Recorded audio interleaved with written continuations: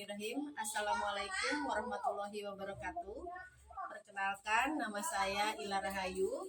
Saya mengajar di SMP 1 Cipendey. Saya saat ini menjadi peserta uji kinerja PPG 2021 LPTK Universitas Pendidikan Indonesia. Adapun tema yang saya ambil adalah materi globalisasi dengan submateri dampak negatif dan positif globalisasi. Terima kasih. Bismillahirrahmanirrahim. Assalamualaikum warahmatullahi wabarakatuh. Waalaikumsalam warahmatullahi wabarakatuh. Oke, apa kabarnya kalian? Baik. Baik, dia kabarnya baik. Baik, Bu. Hafiz baik. Baik, Bu. Hebat. Nabil baik, Nabil. Baik, Bu. Alhamdulillah. Sehat semua ya? Sehat. Sehat ya. Kalau sehat, kita bisa melakukan berbagai aktivitas ya. Beda kalau ketika kita sakit, gitu ya. Iya. Kita nggak bisa melakukan berbagai aktivitas ya. Jadi nikmat sehat itu nikmat yang harus kita syukuri, gitu ya. Iya. Nah, agar pembelajaran hari ini berjalan lancar ya, ada bagusnya kita memulainya dengan doa ya, supaya kita dipermudah, terus ilmunya juga bisa menyerap gitu ya. Oke, silahkan siapa yang mau memimpin doa? Nabil ya, Bil silahkan pimpin doa Bil. Assalamualaikum warahmatullahi wabarakatuh. Waalaikumsalam warahmatullahi wabarakatuh. Teman-teman, sebelum kita belajar, mari kita berdoa. Mulai.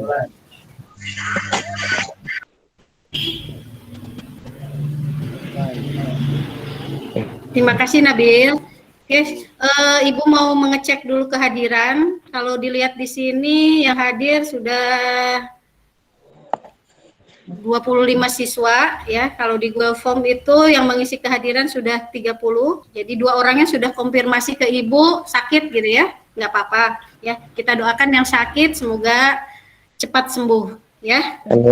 Anak-anakku, alhamdulillah kita sudah memasuki tahun ajaran baru ya, 2021-2022. Oke, Ibu ucapkan selamat buat kalian ya. Kalian sudah naik kelas ke kelas 9 ya. Selamat ya. Ya. Oke. Seharusnya ya hari ini mungkin kita belajar tatap muka gitu ya.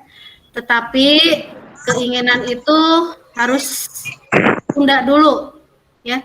Mengingat ya kita sedang menjalani PPKM. Ada yang tahu PPKM? Ya, PPKM apa? Pembatasan kegiatan ya masyarakat gitu ya. Jadi di dalam PPKM itu ya kegiatan masyarakatnya dibatasi gitu ya. Satu yang dibatasi itu mobilitas penduduk ya. Jadi kita tahu di wilayah kalian tidak bisa tuh sekarang ke wilayah Jakarta, ke wilayah Karawang ya, Bekasi. Iya, Bu. Karena PPKM itu boleh tapi harus menunjukkan surat sehat gitu ya. Sehat. Termasuk PPKM itu ya tidak memperbolehkan untuk pembelajaran tatap muka. Secara tatap muka. Jadi yang diperbolehkan adalah pembelajaran yang bersifat daring ya. Jadi Ibu tidak intinya untuk mengingatkan kalian untuk selalu mematuhi protokol kesehatan, jangan bosan-bosan ya. Mungkin Bu terlalu sering Ibu ngomong seperti itu ya, memang harus seperti itu, harus diingatkan lagi karena kita ini suka lupa ya. Anak-anakku dalam materi ini ya kita akan membahas tentang globalisasi ya. Materi yang akan disampaikan adalah globalisasi ya. Submaterinya adalah dampak negatif dan positif dari globalisasi gitu ya. Materi hari ini yaitu dampak positif dan negatif globalisasi, ya. Nah, adapun tujuan pembelajarannya melalui model pembelajaran based learning, ya. Nanti kita berdiskusi gitu. Setelah berdiskusi itu diharapkan kalian ya mampu menjelaskan bentuk-bentuk dari globalisasi yang ada di lingkungan sekitar. Pada minggu yang lalu ya kita sudah membahas ya tentang globalisasi. Coba ada yang masih ingat nggak apa itu globalisasi? Globalisasi adalah sesuatu yang bersifat universal atau mendunia. Oke, jadi sesuatu hal yang sifatnya mendunia gitu ya, itu globalisasi. Nah, Ibu contohkan seperti ini nih. Di sini ada gambar bola dunia ya, betul ya? Ya. Nah, melalui bola dunia ini kan bola dunia ini hanya sebesar bola gitu ya, seukuran bola. Tetapi dengan bola dunia ini atau bola dunia atau apa, globe, kita bisa melihat negara-negara gitu ya. Bisa melihat negara Malaysia, bahkan bisa melihat benua, bisa melihat Amerika hanya dengan memutar sebuah globe. Nah, itu hanya pengibaratan aja gitu ya. Globalisasi juga seperti itu. Jadi globalisasi kalau secara harfiah ini berasal dari kata global yang berarti mendunia, sedangkan ization yang menunjukkan suatu proses. Jadi globalisasi adalah suatu proses mendunianya suatu hal, ya, sehingga batas antar negara menjadi hilang. Jadi di sini ditekankan suatu hal ini sifatnya umum, bisa apa aja, ya bidangnya bisa apa saja. Contoh ya, contoh COVID-19 ini termasuk masalah global. Kenapa dikatakan masalah global? Karena apa coba? Kenapa dikatakan masalah global? Karena virus dari virus COVID-19. Iya. Karena COVID-19 ini bukan hanya terjadi di Indonesia, mendunia, ya. Apa yang terjadi misalnya di Cina, di Wuhan saat pertama kali merebak kasus COVID itu dapat kita amati gitu ya.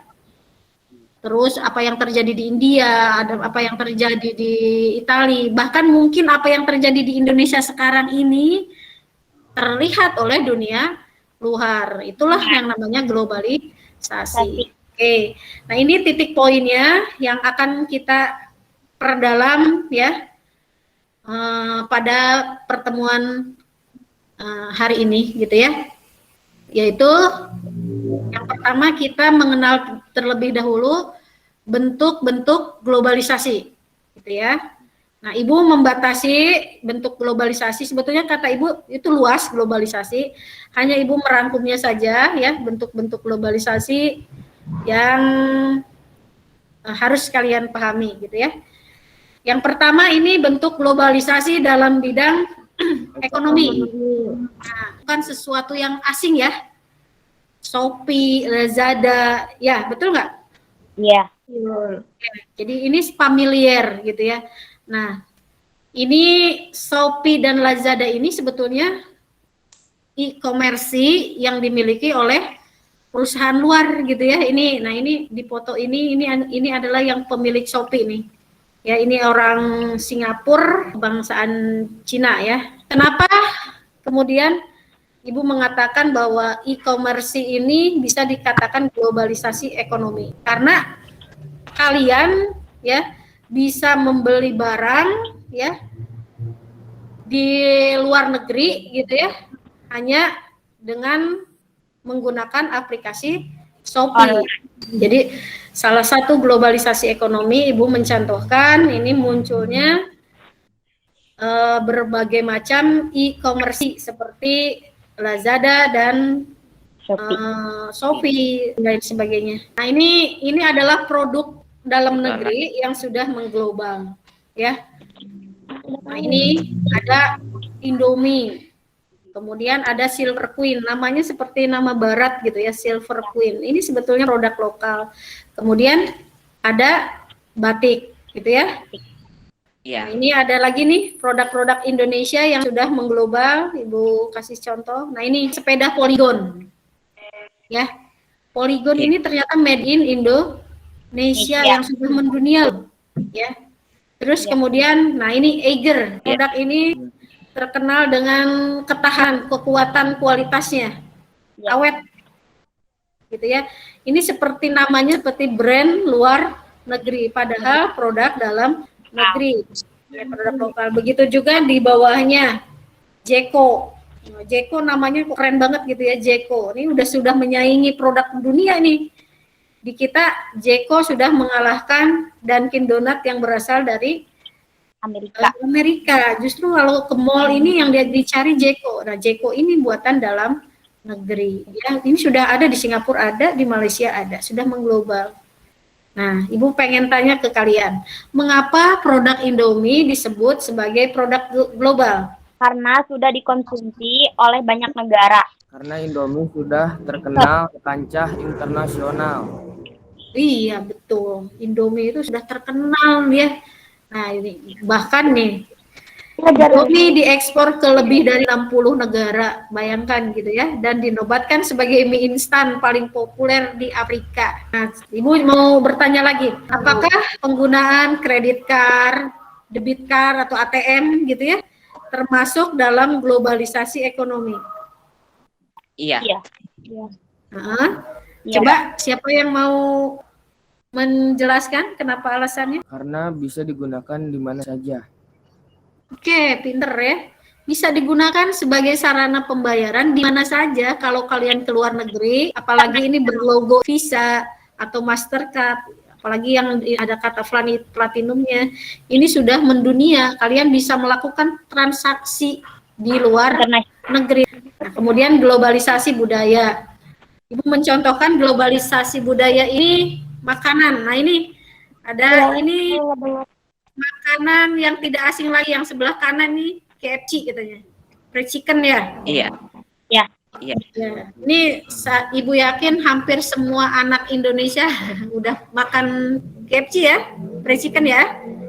Ya. Nah, ini produk luar yang sudah mengglobal gitu ya. Bahkan kita sudah banyak mengadopsi, menirunya. Ada Hisana, ada Prek Bensu gitu ya. Ada Sabana dan lain sebagainya. Nah, ini asalnya dari produk luar yang akhirnya mengglobal, rasanya diterima oleh kita gitu ya. Terus ada lagi rendang. Nah, ini rendang juga kalau di kawasan Asia terkenal ini ya, kan dinobatkan sebagai salah satu makanan terenak di dunia. Ya, ini coba Ibu mau bertanya, apakah handphone termasuk ke dalam globalisasi iptek? Iya, Bu. Nah, siapa yang mau menjelaskan kenapa demikian? Karena sudah digunakan di berbagai negara. Karena handphone sekarang telah menjadi alat untuk berkomunikasi dan berinteraksi dengan orang mana saja tanpa harus berkontak langsung. Oke, selain untuk berkomunikasi, kecanggihan apa lagi yang ada pada HP? Situs web, Akses, Bu. situs web, belanja. Oke, ya. Bayangkan. Oke, jadi dalam satu alat itu saja sudah Banyak. berbagai aktivitas kehidupan sudah bisa dilakukan, betul nggak ya? Betul. Jadi kegiatan ekonomi bisa dilakukan di HP, termasuk kalian saat ini ya digunakan sebagai sarana belajar gimit menggunakan HP, Handphone. betul nggak? Nah, itulah Betul. IPTEK, ilmu pengetahuan dalam bidang komunikasi gitu ya. Jadi HP ini betul-betul merupakan IPTEK penemuan yang spektakuler ya. Iya. Sama ketika ditemukannya televisi. Wah, ini melegenda. Televisi sebagai sarana hiburan masyarakat bertahun-tahun ya menjadi favorit gitu ya. Nah, tapi ya sekarang mulai tergeser oleh HP. Ya, Karena soalnya kan bisa nonton lewat HP sekarang. iya, lebih privasi, lebih bisa tiduran dan lain sebagainya, gitu ya. Lebih mudah. lebih mudah. Terus kemudian globalisasi transportasi. Nah, salah satu penemuan globalisasi transportasi adalah pesawat terbang. Ya, bayangkan dalam satu hari, ya, kalian bisa mengunjungi berbagai negara. Bisa aja 3 negara bisa dikunjungi, 4 negara bisa dikunjungi. Dengan apa ya? Dengan pesawat terbang. Gitu ya. Penjelasan dari Ibu nggak akan panjang lebar, ya, cukup sampai di sini, gitu ya. Nah, Ibu ingin menggali nih di kalian, nanti kalian silahkan bentuk kelompok, ya. Ya, oke, kelompoknya sudah dibentuk ya. Kelompoknya sudah dibentuk. Nanti kalian berdiskusi, ya. Masalah yang dibahas adalah dampak positif dan negatif globalisasi. Terus juga Ibu ingin menggali bagaimana mengatasi dampak negatif dari globalisasi tersebut. Ya, silahkan kalian diskusikan dengan kelompokmu, ya, dengan mengerjakan LKPD, gitu ya. Kelompok 1 membahas tentang globalisasi bidang ekonomi, gitu ya. Pertanyaannya, jelaskan bentuk perubahan globalisasi dalam bidang ekonomi yang terjadi di lingkungan sekitarmu. Ya, apa saja globalisasi ekonominya? Terus yang kedua, jelaskan dampak negatif dan positif dari globalisasi ekonomi. Kemudian kelompok 2 ini yang dibahas tentang globalisasi budaya. Pertanyaannya sama. Kelompok 3 yang dibahas adalah globalisasi bidang iptek. Ya, nanti boleh kalian mute untuk mengerjakan. Kalian boleh menanggapi, boleh bertanya nih, ya. Boleh bertanya, boleh menambahkan, boleh adu debat, boleh. Gitu ya. Oke. Kita mute dulu sebentar untuk mengerjakan LKPD. Nah, sekarang silahkan presentasi dari masing-masing kelompok, gitu ya. Oke, presentasi pertama silahkan kelompok 1 untuk melakukan presentasi. Perubahan dalam bidang ekonomi yang terjadi di lingkungan sekitar saya akibat pengaruh globalisasi adalah, pertama, pada bidang produksi adalah banyaknya perusahaan yang mendirikan pabrik di banyak negara. Yang kedua, pada bidang pembiayaan adalah memudahkan masyarakat dalam melakukan investasi maupun pinjaman. Yang ketiga, pada bidang tenaga kerja adalah banyaknya tenaga kerja asing di Indonesia. Yang keempat, pada bidang perdagangan adalah meluasnya pasar internasional. Untuk pertanyaan nomor 2, jelaskan dampak negatif dan positif dari globalisasi bidang ekonomi bagi kehidupan kebangsaan. Dampak positif dan negatif globalisasi adalah, pertama, dampak positifnya, 1, bebasnya pasar internasional, kedua, kemudahan ekspor dan impor, yang ketiga, terciptanya bisnis e-commerce, yang keempat, meningkatnya sektor pariwisata, yang kelima, kompetitifnya industri di tingkat nasional, dan untuk dampak negatifnya, yang pertama, pola hidup konsumtif, yang kedua, kesenjangan sosial, yang ketiga, tenaga kerja lokal bersaing dengan tenaga kerja asing, yang keempat, barang lokal harus bersaing dengan barang asing, dan yang terakhir adalah masyarakat lebih memilih produk impor daripada produk lokal. Oke, pemaparannya cukup padat ya. Nah, artinya Kania menggali informasi ya. Kania dan timnya menggali informasi dari berbagai sumber ya. Udah bagus presentasinya. Nah, silahkan kalian bertanya kepada kelompok 1. Kelompok 1, aku ingin bertanya, apa itu e-commerce? E-commerce. Bisnis e-commerce itu transaksi jual beli melalui internet. Bagaimana mengatasi dampak negatif globalisasi ekonomi? Untuk mengatasi dampak negatif globalisasi ekonomi, yang pertama adalah mencintai produk dalam negeri. Yang kedua, memprioritaskan pemulihan ekonomi. Yang ketiga, meningkatkan pengembangan usaha mikro. Dan yang terakhir adalah melakukan deregulasi dan debirokratasi. Ibu boleh bertanya nggak, Kania? Boleh, Bu. Tadi dijelaskan dampak negatif dari globalisasi ekonomi. Kalau yang Ibu simak itu ada terjadinya persaingan tenaga kerja lokal gitu ya? dengan tenaga kerja asing. Terus ada lagi terjadinya persaingan produk lokal dengan produk luar negeri. Ibu ingin tanyakan, apakah hal tersebut negatif atau positif? Menurut kalian, kalau terjadi persaingan itu negatif atau positif? Bisa negatif, bisa positif juga, Bu. Ada yang mau menambahkan kan ya, dijelaskan kenapa negatif, kenapa bisa dikatakan negatif, bisa dikatakan positif? Kalau yang negatifnya itu kan tenaga kerja lokal bersaing dengan tenaga kerja asing. Maksudnya, misalkan di Indonesia ada suatu perusahaan, di situ tuh ada WNI sama WNA. Nah, kalau misalnya yang kebanyakan mayoritas yang masuk itu tenaga kerja asing, berarti yang tenaga kerja lokal itu yang di dalam negeri itu kebanyakan pengangguran. Jadi kesempatan bekerjanya itu kecil karena diambil sama yang di luar negeri. Berarti pekerja dari dalam negeri kalah saing dengan pekerja asing. Oke, apakah yang terjadi saat ini tenaga kerja asing lebih menguasai tenaga dalam negeri? Tenaga kerjanya tenaga lokal, tapi kalau pemiliknya dari luar. Sebetulnya menjadi masalah enggak?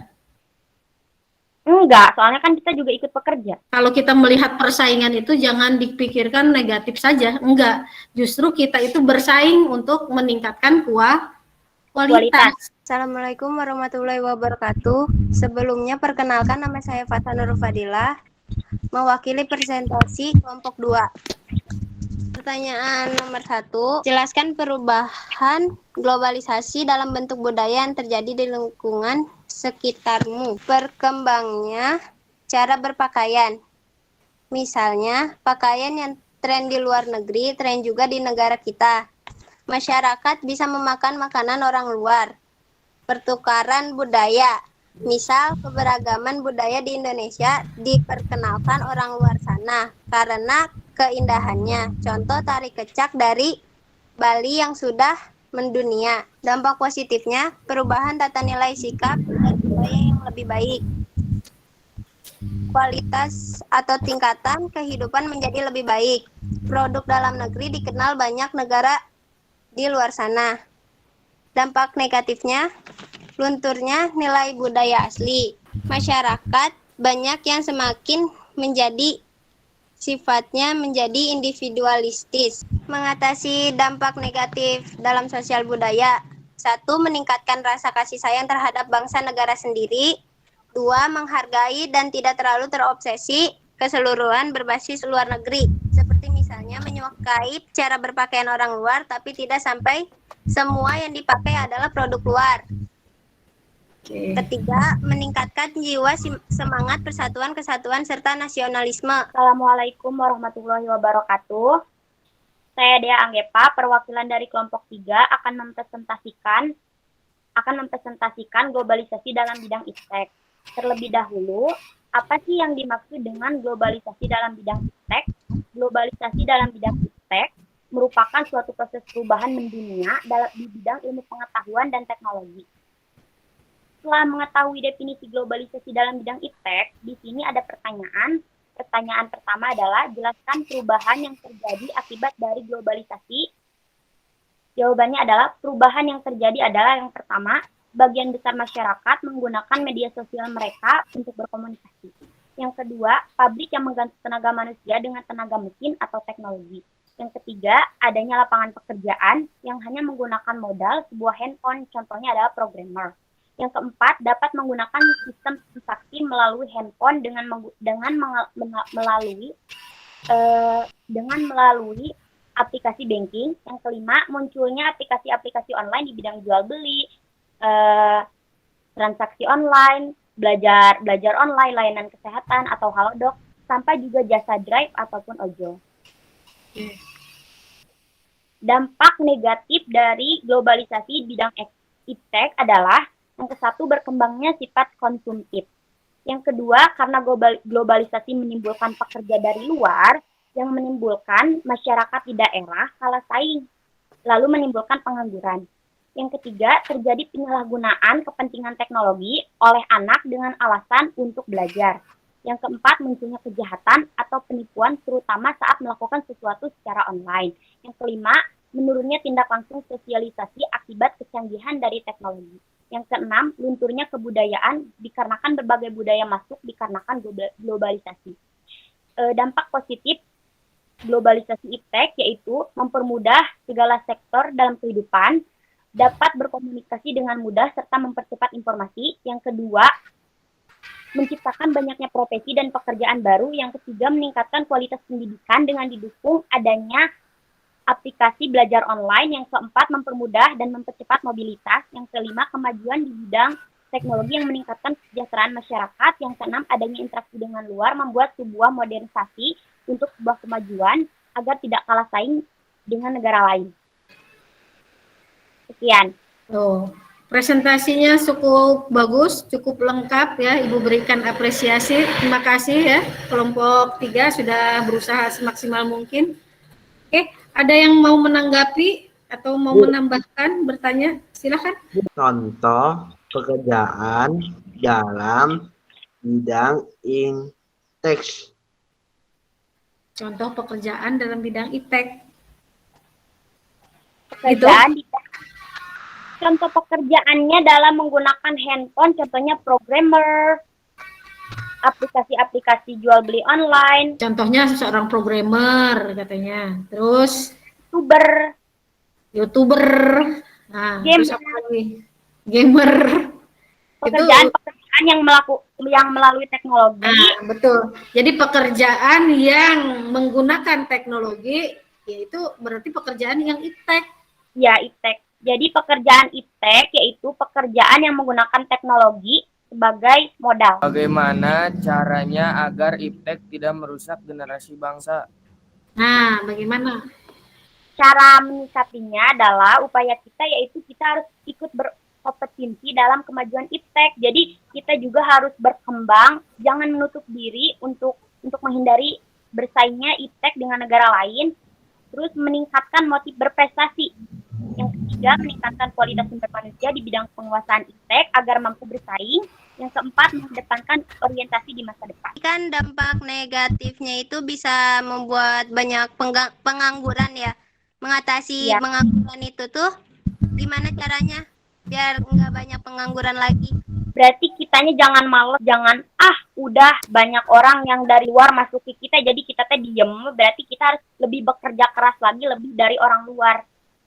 Jadi kan kita tuan rumah. Jadi kita yang harusnya bekerja keras, harusnya mencari-cari pekerjaan itu. Jangan kan kalau misalkan kekurangan pekerjaan, nanti mereka akan ngambil dari luar karena kitanya yang males. Kan sekarang tuh banyak orang yang cari pekerjaan. Sekarang tuh kan susah carinya. Gimana cara mengatasinya biar semuanya bisa bekerja gitu? Mungkin dengan mereka yang membuka lapangan pekerjaan.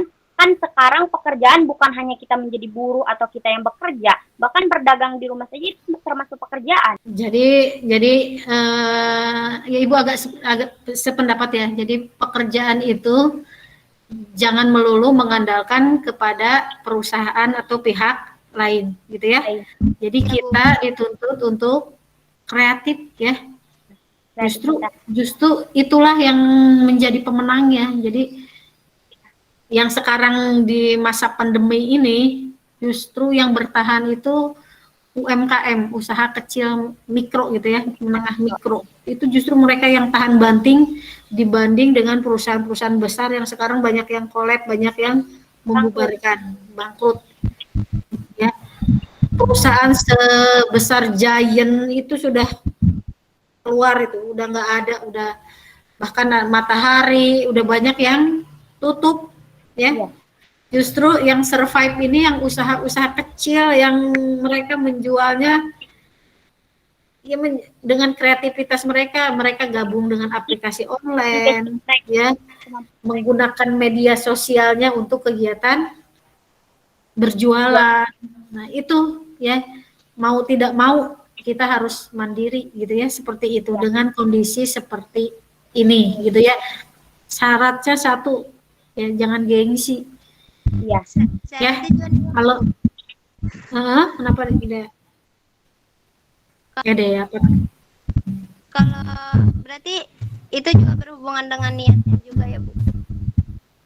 Ya. Sama saya mau nanya lagi, Kan tadi dampak negatifnya disebutin ya. Gimana cara mengatasinya? Dari dampak negatif yang dia sebutin tadi. Oh, kan yang ke satu berkembangnya sikap konsumtif, berarti cara menanggapinya kita berarti kan gimana kitanya. Kita harus melakukan sistem filtrasi, menyaring apa yang harus kita saring dan tidak menyaring apa yang tidak kita perlu saring. Jadi cukup yang kita butuhkan, yang pantas kita terima. Belilah barang-barang yang memang dibutuhkan, bukan yang diinginkan. Kan? Ya, salahnya kita ngelihat Shopee itu banyaknya yang diinginkan, bukan yang dibutuhkan. Benar gak? Itulah kalau udah keinginan yang utama, berkembanglah budaya konsumtif. Ya, alhamdulillah ya, sudah terjadi diskusi yang menarik, gitu ya. Boleh on cam semua. Oke, kita sudah di akhir pembelajaran, gitu ya. Dan diskusinya lumayan menarik, alhamdulillah. Terima kasih semuanya. Ibu ingin kalian bisa memberikan kesimpulan pembelajaran. Jadi apa saja yang bisa kalian simpulkan selama proses pembelajaran ini, gitu ya.